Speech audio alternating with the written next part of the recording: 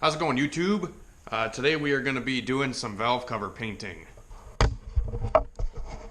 So these are the two valve covers that we're working with. The customer on this EG Civic that I'm doing here, if you guys didn't see the engine bay painting video, I highly suggest you go check that out because this thing turned out beautiful. Super glossy, super smooth finish. It looks great. But anyways, since we got the engine bay painted up nice, we figured we would make a valve cover for him too. So these are the valve covers we're working with. I'm going to do one for myself, and then I'm going to do one for his car as well. So to start, obviously you can see like a lot of this paint is starting to flake off on this valve cover. And if you were to just sand this down, you would probably see where the paint flaked off on this thing in your new paint.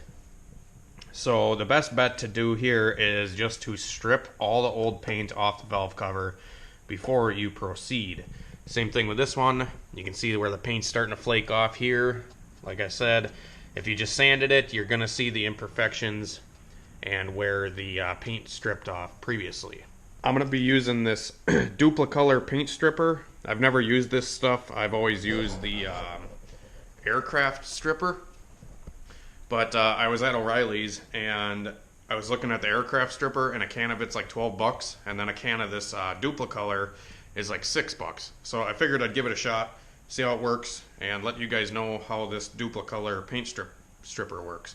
So without further ado, we'll get to stripping. Alright, so the directions say use between 60 degrees and 92 degrees Fahrenheit. It's like 40 today. Close enough.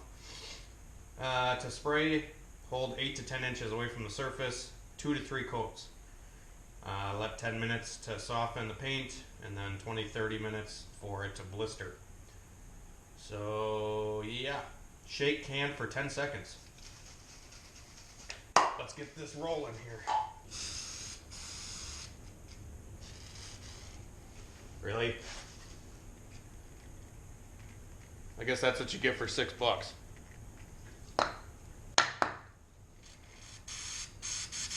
Oh, there we go. The tip got clogged up a little. Now it's spraying good. I'm laying this on very thick. Obviously, the more you have on it, the better it's going to work. Now we're just going to let them sit here and soak for like 10-15 minutes.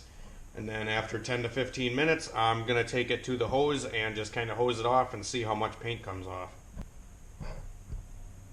These have been sitting for like 15-20 minutes now, and honestly I don't know what the most efficient way to get this off is, but I know if I just take a screwdriver, this shit's not coming off very good. Trying to find a thicker spot.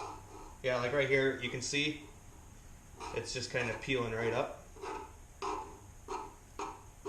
Some of this stuff's still caked on here pretty good though, so I don't know if that stripper works the best. I'd probably go with aircraft stripper, honestly, because usually when I use aircraft stripper, this shit comes right off.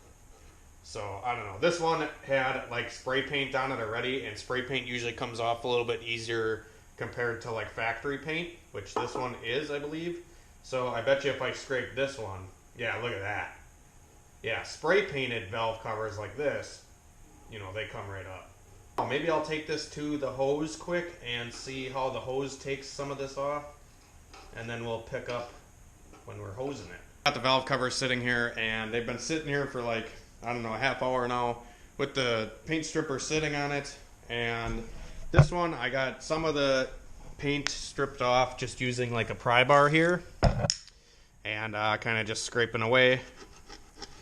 But I don't know if it's just because it's cold outside that the paint stripper is not working very well, or if the Duplicolor paint stripper just sucks. Because, like I said, this valve cover had been spray painted, so I feel like the paint's coming off a little bit easier because it's spray paint. And then this one, being factory paint yet, is being a complete pain in the... as you can see here, I'm scraping. Literally scraping hard. And nothing's coming off.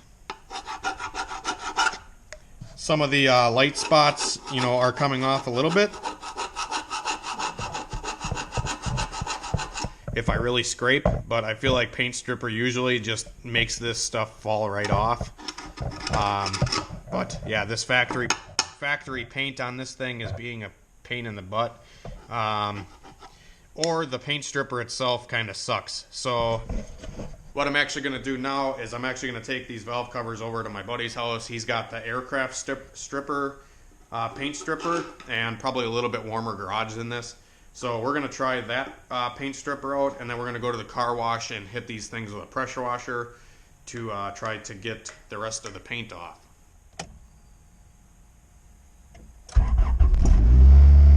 I figured I'd give you guys another ride in the CRX here.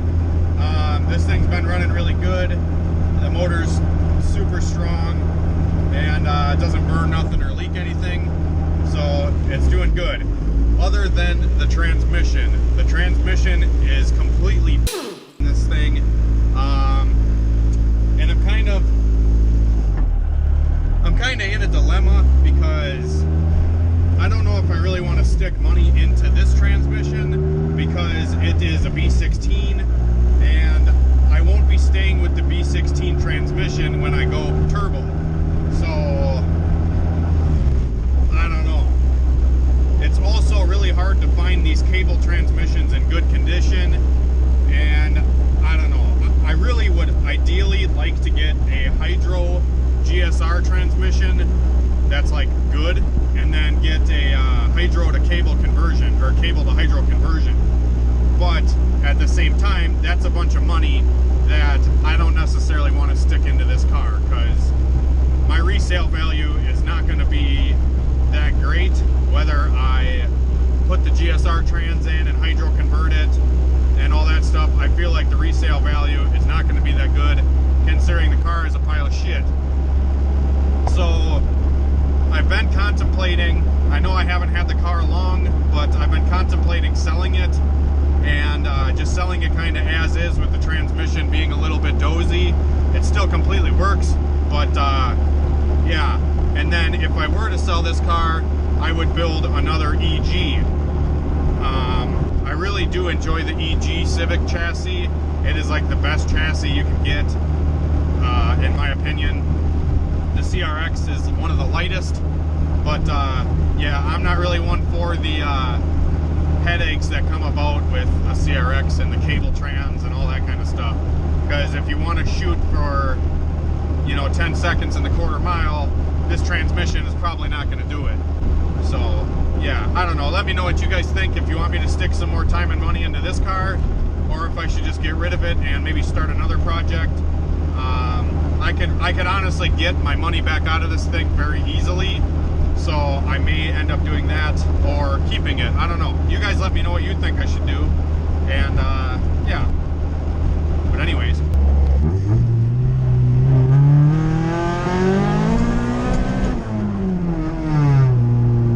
I don't know if I want to sell it. I don't know. It's fun. This car is a fucking hoot.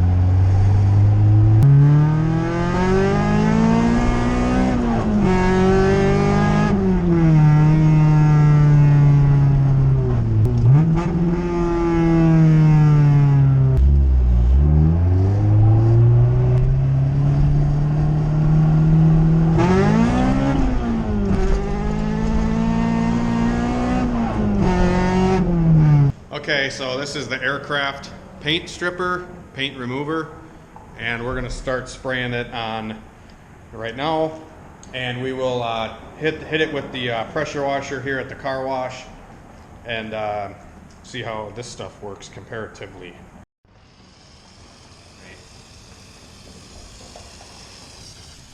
Yeah, it could be another issue considering it's like 40 degrees outside, but YOLO.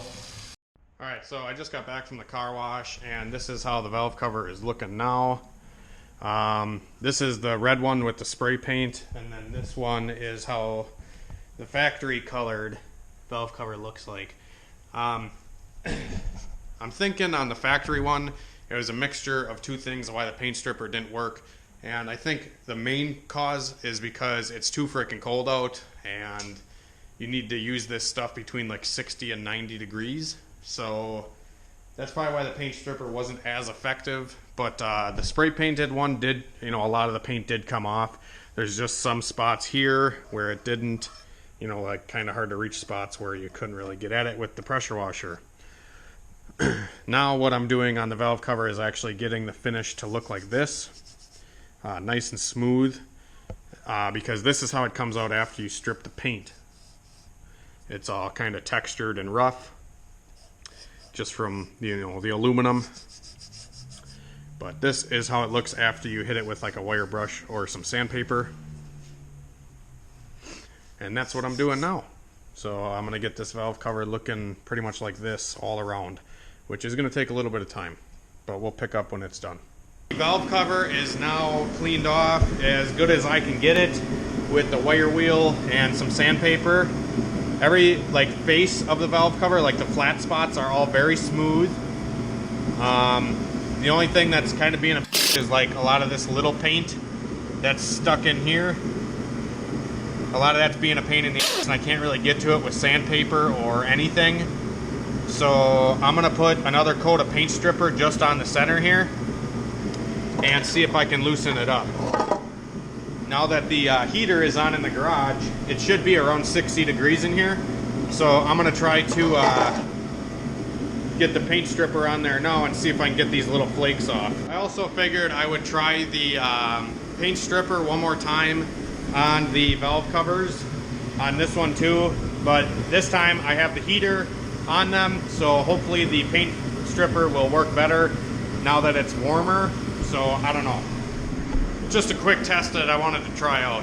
All right, I got the valve cover pretty much as good as I can possibly get it. I got pretty much all the orange paint off, or the red paint, whatever. And in here, like in this crevice here, it's kind of a pain to get some of the stuff that's in there. What I noticed that worked good was once the paint stripper fully got in there, I took some brake cleaner and put brake cleaner in there, and then ran the rag, the small end of the rag here, and just kind of ran the rag through there, and it got all of it off. So that's good. Now I'm gonna lay some primer on this thing and see how it looks, see if we have to wet sand anything, and we will see how it looks.